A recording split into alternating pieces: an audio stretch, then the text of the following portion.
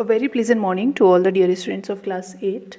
We were doing our chapter 2 linear equations in one variable, and getting started with the linear equation, we have understood the variable concept earlier. Okay, so getting started with the linear equation, you have solved the linear equation which are very simple in a given manner. Okay, then moving further, you have learned to make the equation, formulate the equation from the word problem and then solve it. And okay, then moving further, you had solving the linear equations having variable on both the sides. Okay, so it is no different than the previous concept. It means you have to just transpose the variable on the one side and the numbers that are constants on the other side and just solve the equation. Okay, simple addition and subtraction, division and multiplication of integers is to be used, है ना. सारे concepts में वही use होना था.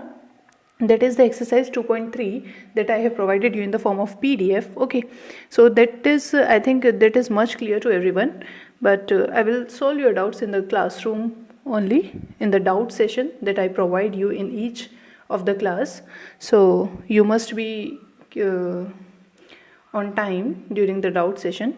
So the exercise 2.3 is completed there, and the exercise 2.3 consisted of the questions that are containing variable on both the sides of the equals to. Okay, and you have to just transpose the variable on the one side and the constants on the other side and just then do the calculation and solve the question. So that was simple concept. Now moving further towards the section 2.5, that is headed as some more applications. In this section it is same as the previous one. Okay, दोनों sections में कोई खास difference नहीं है, but what we have to do in the section 2.5 and in the exercise 2.4, what we have to do, there are the word problems. Okay, we have been given the word problems and we have to formulate the equation by ourselves. Okay, so because we are dealing with the one variable, therefore हम one variable में ही equation बनाएंगे. एक equation बनेगी, उससे एक ही variable की value solve होगी, and we will formulate the equation by using the conditions that are given in the word problem. So therefore जब हम word problem की बात करते हैं and equation formulate करते हैं, तो हमारा main task यही होता है कि हम word problem को ठीक से समझें एंड देन उसकी मैथमेटिकल इक्वेशन फॉर्मुलेट करें. तो उसके लिए आपको वर्ड प्रॉब्लम को अच्छे से समझना है. So in the section 2.5 I am nothing is there to make you explain.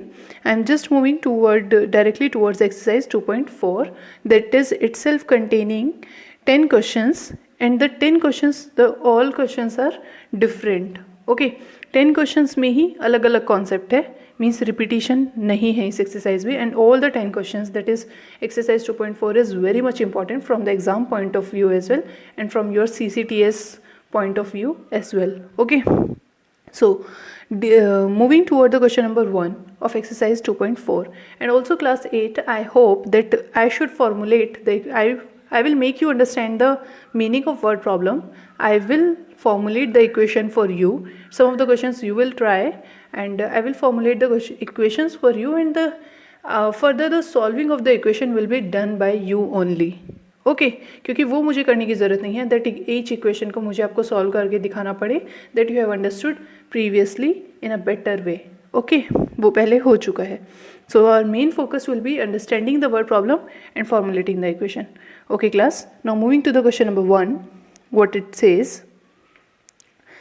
Amina thinks of a number and subtracts 5/2 from it. Okay, full stop. We must actually word problem को समझने का तरीका एक ये भी होता है कि आपको हर एक फुल स्टॉप के बाद रुक जाना चाहिए और सोचना चाहिए कि हुआ क्या है, उसने बोला क्या है. तो in the first sentence it is saying that Amina thinks of a number, उसने एक नंबर सोचा, and subtracts 5/2 from it. Okay, she multiplies the result by 8. Okay, the result now obtained is 3 times the same number she thought of. मैंने आपको पहले भी बताया था the helping verb that is will be, that is equals to, these are all indicator of equals to. मतलब ये कहीं ना कहीं हमें थोड़ा सा हिंट आउट करते हैं कि हमें इक्वल टू कहाँ पर लेना है, मीनिंग भी अंडरस्टैंड करना है, और इनकी मदद से हमें पता चल जाता है कि equals to where we have to put the equals to in the equation. So they are asking What is the number? Again I am reading question. Amina thinks of a number and subtracts 5 by 2 from it. She multiplies the result by 8. The result now obtained is 3 times the same number she thought of. जो result अब आया है वो 3 times है उस same number का जो उसने सोचा था. What is the number? And the second important thing जो आपको इक्वेशन फॉर्मुलेट करने में ध्यान रखनी है वो ये है कि जो आपसे पूछा गया है सीधा सीधा let it be x. So here in this question number 1, what we are going to do, let the number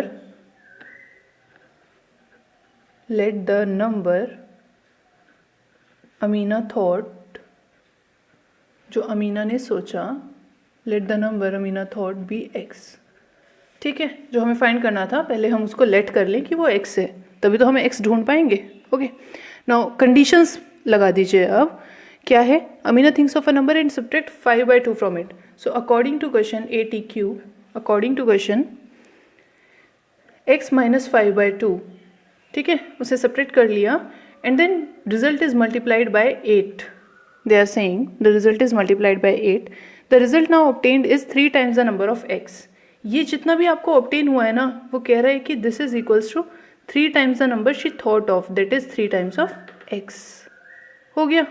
now what you will do, 8 की मल्टीप्लिकेशन पूरी ब्रैकेट के साथ कर दो. 8x minus 5 by 2 multiply by 8 is equals to 3x.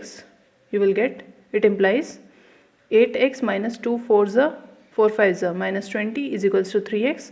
Now here it comes your solution for the equation and दोनों side variable है तो आप क्या करेंगे, वेरिएबल वाली टर्म एक साइड ले आएंगे, ट्रांसपोज करके 8x, ये यहाँ पर पॉजिटिव है ना, इक्वल्स टू के इधर आकर minus 3x is equals to, ये यहाँ पर माइनस 20 है, इक्वल्स टू के उधर ट्रांसपोज होगा, it will become plus 20, it means 20. और ये क्यों होता है, that reason I have told you earlier many times, because we do the equal number addition or subtraction on the both side, है ना. लेकिन हम जल्दी के लिए to do the fast calculation we use directly transpose. Okay, so this is your 5x is equals to 20.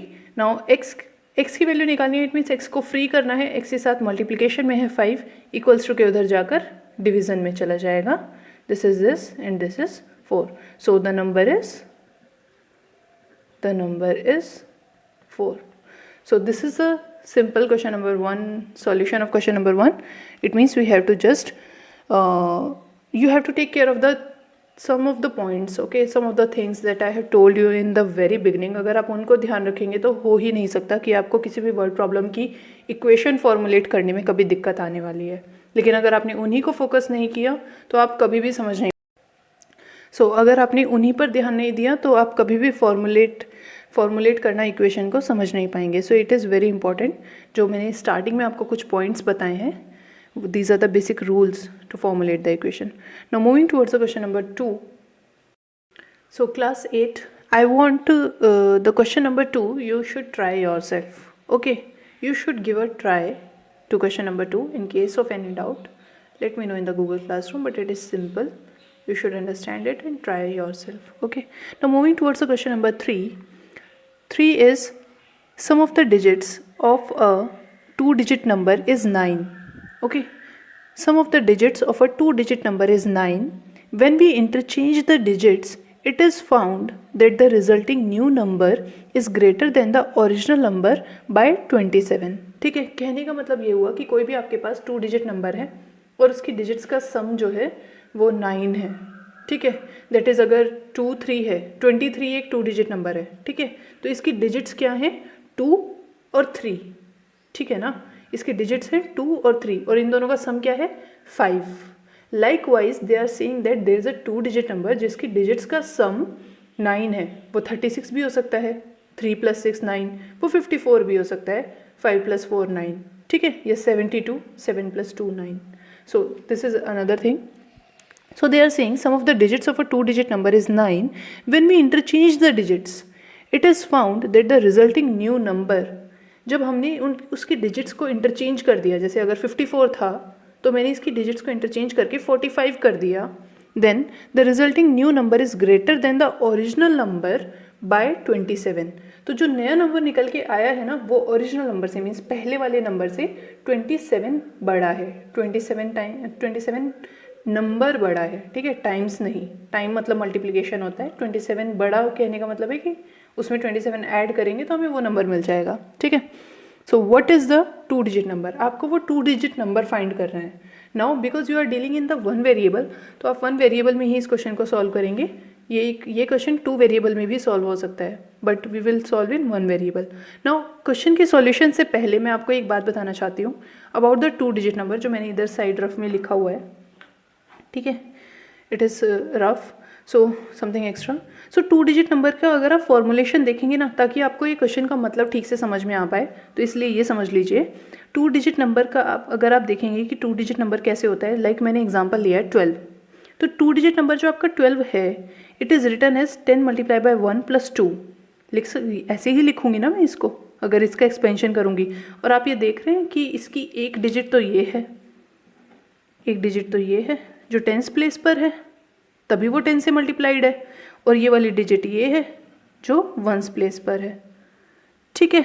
So this is 12 is 10 multiply by 1 plus 2। It means any 2 digit number can be written as this in the expanded form, and it is very simple and obvious. So moving toward the solution of question number 3, what we will get, सबसे पहले तो हमें 2 digit number निकालना है, तो हमें 2 digit number ही late करना होगा। सो पहले हम देखेंगे let the digit at 10th place. 10th place पर जो डिजिट है ना 2 डिजिट नंबर की, उसको लेट कर लीजिए x। अब क्योंकि पहली कंडीशन ये गिवन है कि sum of the digits of a 2 digit number is 9, ठीक है, तो दोनों डिजिट्स का सम जब 9 है, 10th प्लेस पर x है, so the digit at 1st place will be, the digit at 1st place क्या हो जाएगी आपकी, ऑब्वियसली हो जाएगी 9 माइनस एक्स, ठीक है ना। 10th प्लेस और 1st प्लेस पर आपकी डिजिट पता चल गई कि कौन कौन सी हैं। नाउ द 2 डिजिट नंबर जो आपको फाइंड करना है उसको लेट करेंगे हम। द 2 डिजिट नंबर इज, क्या हो जाएगा 2 डिजिट नंबर इस क्वेश्चन में, इस इक्वेशन के according 10x plus 9 minus x, ठीक है ना। जैसे यहाँ पर ये फर्स्ट डिजिट x है, समझ लीजिए 10th की, क्योंकि हमने कहा कि x है, और जो 1st पर है वो कितनी थी 9 माइनस एक्स, देयरफॉर ये कितना हो गया 10x प्लस 9 माइनस एक्स। यहाँ से आप इसको कोरिलेट करके समझ सकते हैं। Okay, so this is basically your 2 digit number. Now after interchanging the digits, after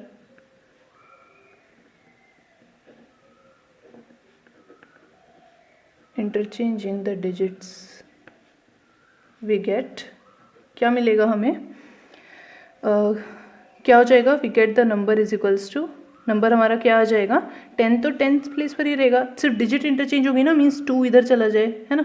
likewise 9 minus x इधर आ जाए and you get x here. So ये आपका हो गया इंटरचेंज करने के बाद 2 digit number. So according to the question उसने क्या बोला है कि नया नंबर जो है वो 27 मोर है प्रीवियस वन के, प्रीवियस नंबर के 27 मोर है ये नया वाला number. It means according to the question 10x plus 9 minus X में अगर 27 ऐड कर दूँ मैं, it will get equals to 10 9 minus X plus X. This is the equation, very very simple. You just have to understand the meaning of each and every word written in the word problem. Okay, तो यहाँ से आपका question कुछ भी नहीं बचा, सिर्फ equation main जो काम था वो हो गया। बस आपको ये इक्वेशन सॉल्व करनी है, यहाँ ब्रैकेट की मल्टीप्लिकेशन करेंगे, सारे वेरिएबल्स को एक साइड लेकर के आएंगे, कॉन्स्टेंट्स को एक साइड ले जाएंगे, and you will solve this equation yourself. Okay, and I have that confidence कि आप सभी इसको सॉल्व कर लेंगे इक्वेशन को। In case of doubt, just ask me in the Google Classroom. Now question number 3 के बाद question number 4 will be your homework. It is also a 2 digit number based question. Okay, 2 digit number based question ही है question number 4 भी। तो जब आपको question number 3 में मैंने ये concept समझा दिया है, तो question number 4 की equation आप formulate करने की खुद से try करेंगे। So now the question number 5, Shobo's mother's present age is 6 times Shobo's present age. Okay, तो शोबो की मदर की प्रेजेंट एज 6 टाइम्स है उसकी प्रेजेंट एज के। Shobo's age after 5 years from now will be 1/3 of his mother's present age. Mother की present age के 1/3 होगा, ठीक है. What are their present ages? तो प्रेजेंट एजेस निकालनी है, तो बेसिकली हम उन्हीं को x लेट करेंगे. So we have let the present age of Shobo is equals to x. तो according to the question mother की एज 6 टाइम्स है शोबो की प्रेजेंट एज के, therefore his mother's age is equals to 6x. Now Shobo's age after 5 years क्या होगी? अगर अभी present as x है तो 5 years के बाद कितनी होगी? x + 5. Okay. According to the question क्या बोला गया है, जो हमें मेन थिंग है इक्वेशन फॉर्मुलेट करने के लिए, that is Shobo's age 5 years from now means this x + 5 will be कितनी हो जाएगी? Will be is again your indication of equals to. Will be ये होगी 1/3 of his mother's present age. और मदर की प्रेजेंट एज है क्या? 1/3 of his mother's present age means 1/3 multiply by 6x, because mother की प्रेजेंट एज कितनी है? 6x. तो it is very clearly understood है ना. इस एक स्टेटमेंट से हमारी इक्वेशन फॉर्मुलेट हो गई. Shobo's age 5 years from now will be 1/3 of his mother's present age. तो अब यहाँ पर इक्वेशन के बाद हम जस्ट इसको सॉल्व कर लेंगे. It implies x + 5 is equals to, यहाँ से 3 2, this is your 2x. It implies, अब 5 इधर रखिए, 2x इस वाले x को इधर ट्रांसपोज कर दीजिए, पॉजिटिव x से इधर जाकर नेगेटिव हो जाएगा. You will get x is equals to 5. Okay. It means Shobo's present age, Shobo's present age is equals to 5 years and Shobo's age of Shobo's mother is equals to 6x, that is 6 multiplied by 5, 30 years. Okay, so this is all for today, class 8 up to question number 5. Just complete the things that I have given you, and we will be completing this exercise in the next video. Okay, and then we will move further towards our another concepts. So that's all for today. Thank you class for watching the video. Just complete this work and let me know about your doubts in the doubt session in the Google Classroom. Okay, thank you class. Stay happy, stay safe at home, and be punctual in your learning. Okay.